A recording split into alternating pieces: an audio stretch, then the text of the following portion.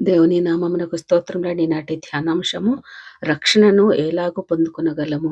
దానికి జవాబుగా ప్రభువైన యేసునందు విశ్వాసముంచుము, అప్పుడు నీవును నీ ఇంటి వారును రక్షింపబడుదురు అని అపోస్తల కార్యములు 16:31 పలికిన భక్తుల మాటే మనకు శిరోధార్యం అండి. ఎందుకనగా ప్రభువైన యేసుక్రీస్తు ద్వారా రక్షణ పొందుటకే దేవుడు మనలను నియమించెను.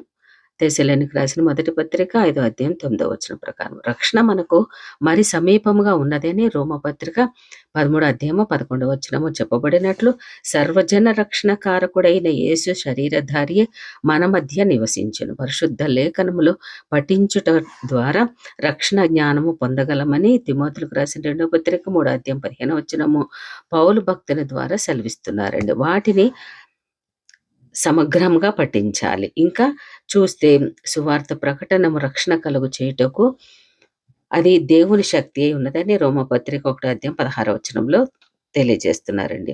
క్రీస్తు సువార్తకు తగినట్లుగా ప్రవర్తించుటే రక్షణ అని ఫిలిప్పీ పత్రిక 1:28 మనకి కనిపిస్తుందండి. అంతేకాకుండా యేసు ప్రభు అని నీ నోటితో నా నోటితో మన నోటితో ఒప్పుకొని ఎడల దేవుడు మృతులలో నుండి ఆయనను లేపినని నీ హృదయమందు విశ్వసించిన ఎడల నీవు రక్షింపబడదు అని రోమపత్రిక 10:9 తెలియజేస్తున్నారండి.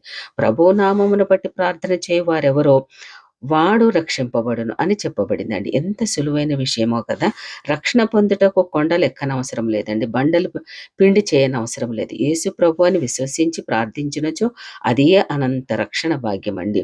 రక్షణ ప్రభు బోధించుట చేత ఆరంభమై సూచక క్రియల ద్వారా మహత్కార్యముల ద్వారా వివిధములైన పరిశుద్ధాత్మ వరాలు అనుగ్రహించుట ద్వారా మనకు దృఢపరచబడునని హెబ్రీ పత్రిక 2:4 ఈ సందేశం మనకు కనిపిస్తుందండి.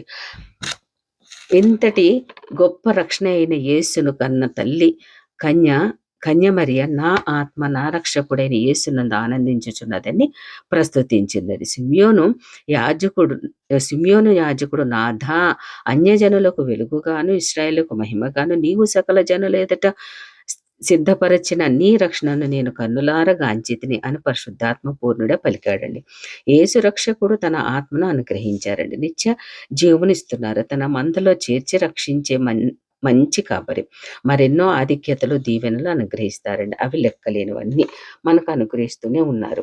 ఇంతటి గొప్ప రక్షణను మనము నిర్లక్ష్యం చేయుచుంటిమా అన్నది హెబ్రీ పత్రిక 2:3 ఇంత గొప్ప రక్షణను మనము నిర్లక్ష్యం చేసినడల ఎలాగ తప్పించుకుందాము? అట్టి రక్షణ ప్రభు బోధించుట చేత ఆరంభమే దేవుడు తన చిత్తానుసారముగా సూచక క్రియల చేతను మహత్కారముల చేతను నానా విధములైన అద్భుతముల చేతను వివిధములైన పరిశుద్ధాత్మ వరములను అనుగ్రహించుట చేతను వారితో కూడా సాక్ష్యం ఇచ్చుచుండగా వినిన వారి చేత మనకు దృఢపరచబడినండి. అందుకని అలాగో నిర్లక్ష్యం చేసినచో తప్పించుకొనలేమని వాక్యం హెచ్చరిస్తుందండి. కనుక మనకు రక్షకుడైన యేసుని ప్రభు అని నోటితో ఒప్పుకొని హృదయంలో విశ్వసించి ఆయన నామమును ప్రార్థించుదామండి. లేఖనములు పఠించుదాము. అప్పుడే మనకు రక్షకుడు అనుకూల సమయం అందు మన మొర ఆలకిస్తారండి. రక్షణ దినమందు మనల్ని ఆదుకుంటారు అని అభయమిస్తున్నారు. ఇప్పుడే అనుకూల సమయం, ఇదే రక్షణ దినము ఆయన ఆహ్వానిస్తున్నారు. క్షణభంగురమైన ఈ జీవితంలో ఉన్నదో లేదో తెలియని రేపటి కొరకు రక్షణ వాయిదా వేయకుండా నేడు అనే సమయం ఉండగానే సర్వలోక రక్షకుని మన సొంత రక్షకునిగా స్వీకరించి ఆయన అనుగ్రహించిన రక్షణ మార్గంలో నడిచి రక్షకును గూర్చిన సువార్త ప్రకటించి ఇతరులను రక్షణలోనికి నడిపించుట మన విధి. అందుకే మన రక్షణ పాత్ర చేయబోని రక్షకుని కృతజ్ఞతాస్తుతులు చెల్లించుదామండి. ఆయన సుశరీరుడుగా రక్షకుడని జననములో ప్రకటింపబడిన తిమోతిలకు రాసిన మొదటి పత్రిక 3:16 ప్రకారం మన గొప్ప రక్షణ ప్రేమ కృప నిర్మలత్వం అందుకొని ఆయన దీవెనను మనం పొందుకుందామండి. ఆమేన్.